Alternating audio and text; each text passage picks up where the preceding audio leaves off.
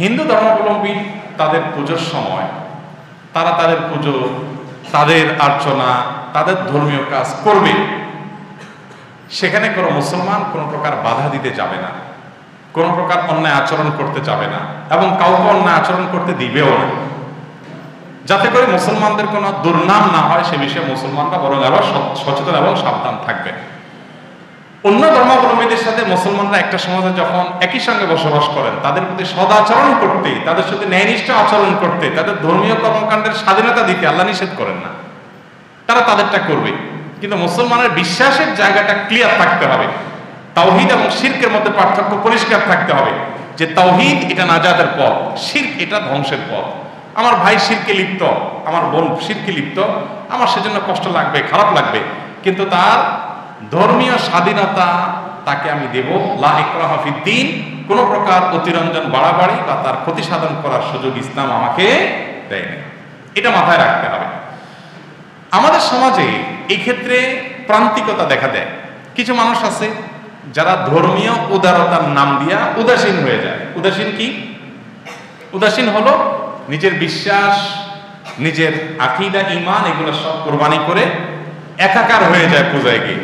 আপনাকে পূজা গিয়ে একাকার হতে ইসলাম বলে নাই। আপনার বিশ্বাসটা যদি এত ঠুনকো হয়, নড়বড়ে হয়, তাহলে আপনি মুসলমানই না। মুসলমান হতে হলে আপনি তো জানেন যে শিরক আল্লাহর কাছে সবচেয়ে বড় অপরাধ। তাহলে কেউ শিরকে লিপ্ত, আপনি তার স্বাধীনতার সুযোগ আছে, সেই হিসাবে তাকে তারটা করতে দিবেন, কিন্তু আপনি সেখানে নিজে যোগদান করতে পারেন না। নবী করিম সাল্লাল্লাহু আলাইহি সাল্লামের পরিষ্কারভাবে নির্দেশনা আছে, মান কাসারা সাওয়াদা কওমিন ফাহুয়া মিনহুম, যে ব্যক্তি কোন সম্প্রদায়ের মানুষের মাঝে গিয়ে তাদের দল ভারী করে, সংখ্যা বাড়ায় সেখানে গিয়ে, সে তাদের অন্তর্ভুক্ত হয়।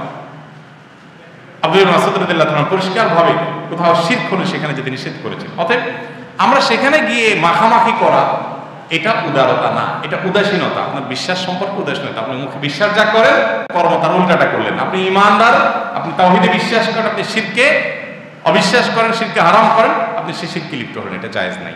অতএব এরপরে আমাদের দায়িত্বশীল হতে হবে এবং সচেতন হতে হবে। আমরা বাড়াবাড়ি ছাড়াছাড়ি দুটো মাঝামাঝি অবস্থানে থাকবো না। আমরা এরকম কোনো অন্যায় লিপ্ত হতে যাব যে তাদের কোনো কাজে আমরা বাধা দিব, আবার না সেখানে মিশে আমি একাকার হয়ে যাব। তাদেরটা তাদেরকে করতে দিব, স্বাধীনতা দিব, কিন্তু আমি সেখানে মাখামাখি করতে যাব না। সর্বশেষ প্রশ্ন, একজন পিতা তার ছেলেকে বলছিলেন যে তুমি যদি আমার অবাধ্য হও কিংবা আমার মতের বিরুদ্ধে বিবাহ করো, তাহলে আমি তোমাকে ত্যায্য করব। পুত্র বাবার কথা শুনে না এবং তাকেই বিবাহ করে। বাবা তাকে ত্যায্য করে এবং বাবা তার সে পুত্রের কোনো সম্পদ দিয়ে যায় নাই, তার অন্য পুত্রকে দিয়ে গেছে। এখন ত্যায্য পুত্র কি সম্পদের হকদার হবে? দেখুন, সন্তানের জন্য বাবা মার অবাধ্য হওয়া সেটা গুনাহের কথা। সন্তান কেন বাবা মার অবাধ্য হয়েছে, এই জন্য আল্লাহর কাছে জবাবদিহি তাকে করতে হবে যদি সে যৌক্তিক কোনো কারণ ছাড়া অবাধ্য হয়। কোথাও যদি বাবা বিবাহ করতে নিষেধ করেন আর সেখানে বিবাহ না করার মধ্যে বিশেষ কোনো ক্ষতি যদি না থাকে, তাহলে সেক্ষেত্রে বাবা মার সে আর্গুমেন্টটা মানা উচিত সন্তানের। কুফু বলতে একটা জিনিস আছে, অর্থাৎ সামঞ্জস্য। বিবাহের ক্ষেত্রে পারিবারিক সামঞ্জস্যের একটা ব্যাপার আছে। এখানে বাবা মা অভিভাবকদের সে থাকার অধিকার রেখেছে ইসলাম। আপনার মনে চাইলে একটা মেয়েকে পছন্দ করে বিয়ে করে ফেললেন, বাবা মা বাধা দিল, ইসলাম এটা বলে না। হ্যাঁ, বাই ল কাগজে কলমে বিয়ে হয়তো হয়ে যাবে, আপনি একজন প্রাপ্তবয়স্ক পুরুষ হয়ে যাবে আপনার বিয়ে, কিন্তু কাজটা অন্যায় যে আপনার বাবা মার অবাধ্য হয়েছে।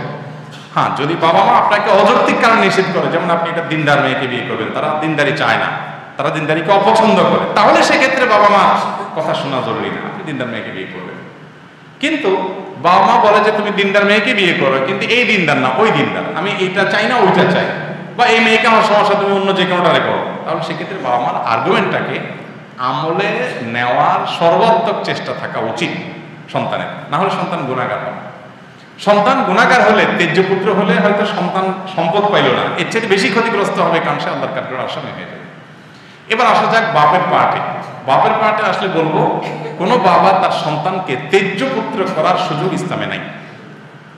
প্রচলিত আইনে থাকতে পারে, ইসলামে ত্যায্য পুত্রের কোনো সিস্টেম নেই।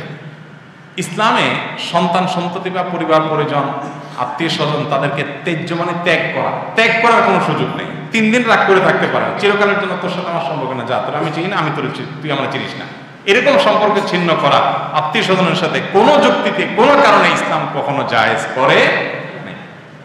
এটা মাথায় রাখতে হবে। যত বড় অন্যায় করুক না কেন, আমার মনে কষ্ট আছে, আমি হয়তো অভিমান করে থাকলাম, একটু দূরে থাকলাম, কিন্তু ত্যায্য করে দিলাম যে আমার সম্পদের ভাগ পাবে না তুমি, এই অধিকারটা আসলে বাবা মার নাই।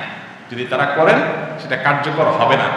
সন্তান হিসাবে মুসলমান হয়ে থাকলে হ্যাঁ, যদি সে ইসলাম ত্যাগ করে তাহলে সেক্ষেত্রে বাবা মার সম্পদ তার ভাগ পায় না। যদি মুসলমান থেকে থাকে, অন্য যত অন্যায় করুক না কেন, বাবা মার সম্পদে তার ভাগ থাকবে।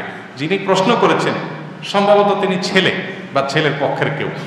তার কাছে আমার প্রশ্ন হলো যে আপনি সম্পদের ভাগ পাবেন কি পাবেন না সেটার জন্য আপনার মাথা ব্যথা হলো, আপনি বাবার অবাধ্য হলেন যে তার জন্য গুনাহগার হবেন কিনা সেটা নিয়ে আপনি প্রশ্ন কেন করেননি?